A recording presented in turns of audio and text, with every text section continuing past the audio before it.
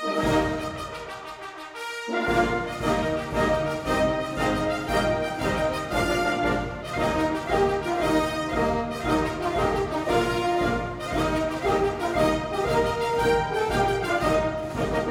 impressie van de eerste dagen op TFAF Maastricht, de grootste kunstbeurs ter wereld, die nog duurt tot zondag.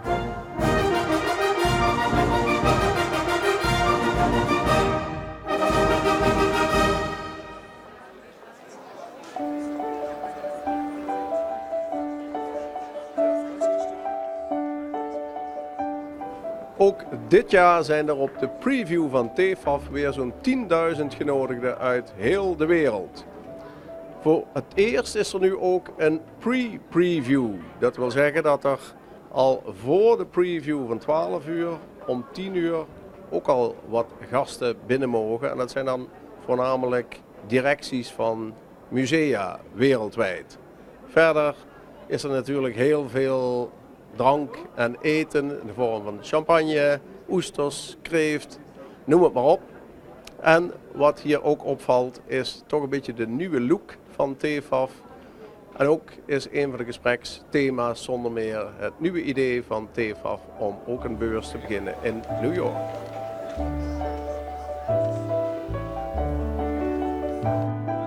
So TFAF 2016 has a new vibe, you can say. You can see that also? Yes, definitely. And I'm very happy with it. I think that we kept the best character that TFAF has always had, but it doesn't look like the same old TFAF. It looks like a new TFAF too. So I think we got it right. It seems that the Dutch are very good at mixing the old with the new, and TFAF's looking beautiful. Yeah.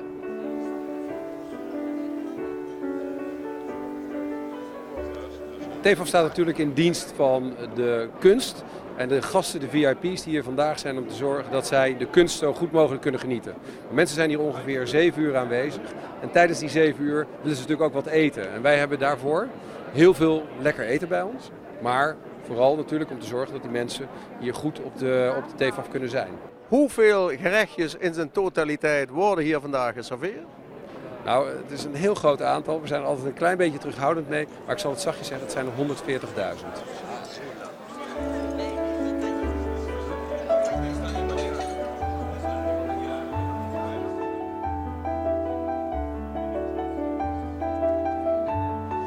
You normally bringing American collectors to Maastricht, to TFAF. You do that also this year? Oh yes, many of them.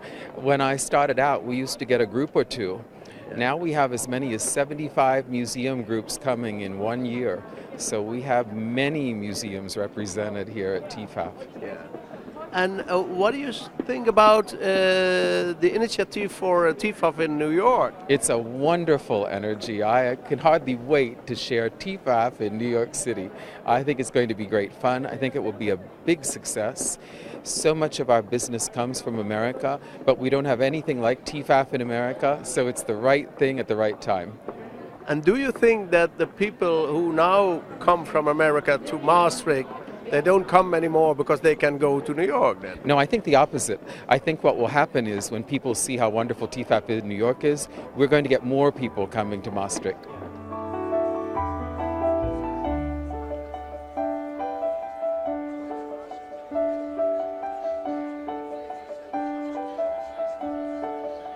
Maar is het überhaupt mogelijk om 10.000 mensen min of meer tegelijk van eten te voorzien? Wij werken het hele jaar met TFAF aan een plan voor met name deze avond om te zorgen dat het eten zo goed mogelijk verdeeld is. Dat de mensen ook echt rondlopen op de beurs.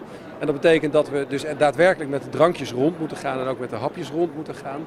En dat ze daardoor ook eigenlijk op alle plekken op de beurs aanwezig zijn. Dan hebben jullie ook nog nieuwe bars, heb ik gezien. Wat is daar het concept van?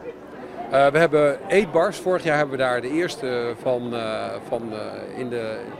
in gebruik gehad. Dat zijn een aantal bars waar ongeveer 50 tot 70 mensen omheen kunnen zitten. En dan tegelijkertijd kunnen genieten van het eten. Dit soort bars zie je ook in Londen en op grote vliegvelden. En ja, laat ik het zo zeggen, dit jaar hebben we er 2 extra bij. Een grote oesterbar, een patisseriebar, maar ook nog eens een keer een seafoodbar. Die is toegevoegd in de buurt van de sectie die naar TFAF on Paper leidt.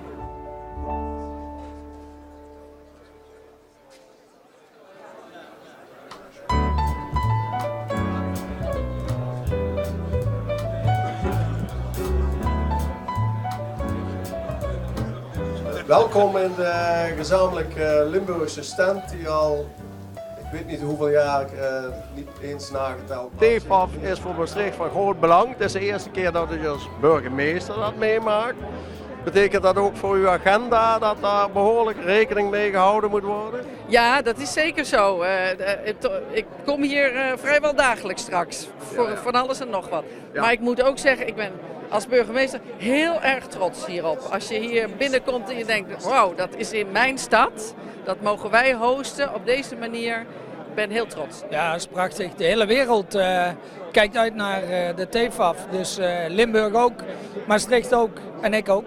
En het idee van New York, wat vindt u daarvan? Ja, prachtig dat die verbinding wordt gemaakt met zo'n wereldstad waarmee ook Maastricht en deze regio ook laat zien dat wij deel zijn van een veel grotere culturele wereld. Ik vind het echt geweldig. We verleggen naar New York. We gaan over de grenzen heen. Het wordt echt een plek straks waar we Maastricht kunnen laten zien aan weer ander soort mensen en echt ons beste beentje voor gaan zetten. Dus je moet dit niet zien als iets wat boven u hangt, dat wij misschien naar New York zouden verhuizen. Geen sprake van. Maastricht blijft onze moederbeurs. En daar hoop ik nog vele jaren van te kunnen profiteren.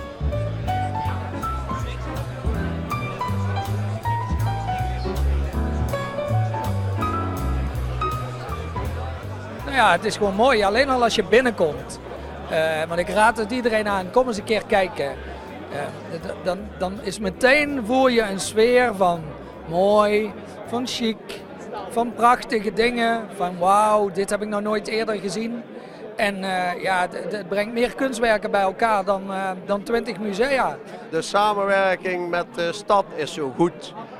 Dan wil ik niet zeggen dat die in het verleden slecht was, maar het valt me op dat ze dat nu sterk benaderen. Dat is goed om te horen, maar ja, dat willen we natuurlijk ook. Je moet er wel wat voor over hebben. En ik snap ook wel dat er wensen zijn en we proberen zoveel mogelijk daaraan tegemoet te komen. Dat is belangrijk, dat je naar elkaar toe groeit. Ja. Ja.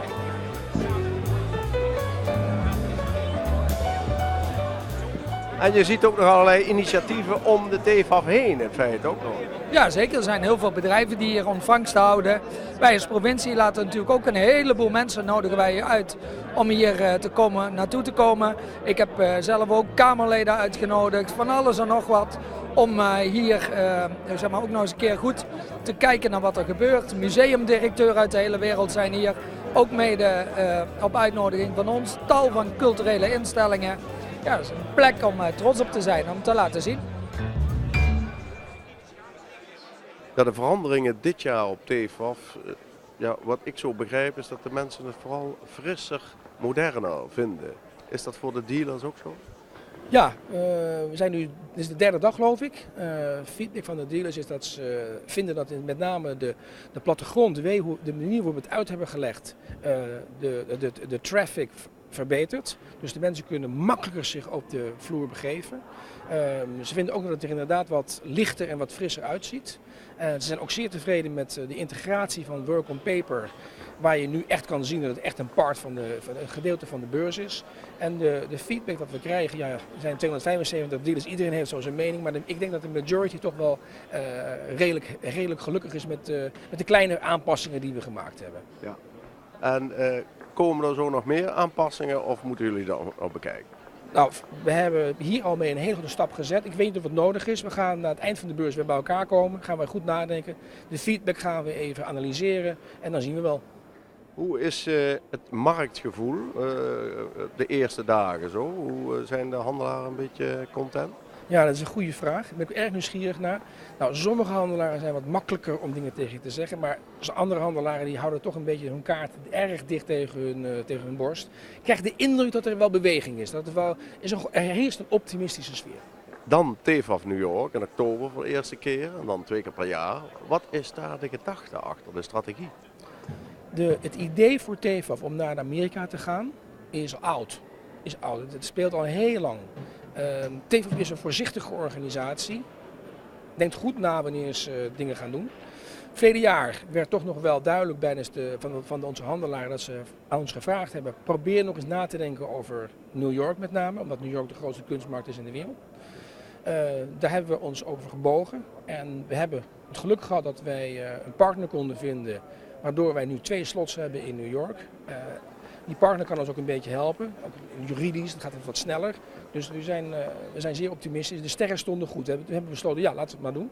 En de bedoeling van de beurs is dat het een visitekaartje wordt voor Maastricht. Iedereen heeft tegen mij gezegd van, wat gaat dat nou betekenen voor Maastricht? Dat gaat wel betekenen voor Maastricht dat wij hopen dat er nog meer mensen naar Maastricht komen. Maastricht is 275 handelaren. De 2 slots die we hebben is gemiddeld bij elkaar 140 handelaren. Er zullen ook een aantal handelaren zijn die niet hier op de TFAF staan. Ja. En wat wij willen is dat de collectors van Zuid-Amerika en van Noord-Amerika even naar de Manhattan komen. Het zal ook wat korter zijn. Ongelooflijk onder de indruk zijn van wat TFAF's DNA is. En dat ze dan zeggen, we moeten naar Maastricht. Dat is wat we willen. Een window voor Maastricht. En gaat u ook Maastricht als stad erbij betrekken, bijvoorbeeld in de persoon van de burgemeester?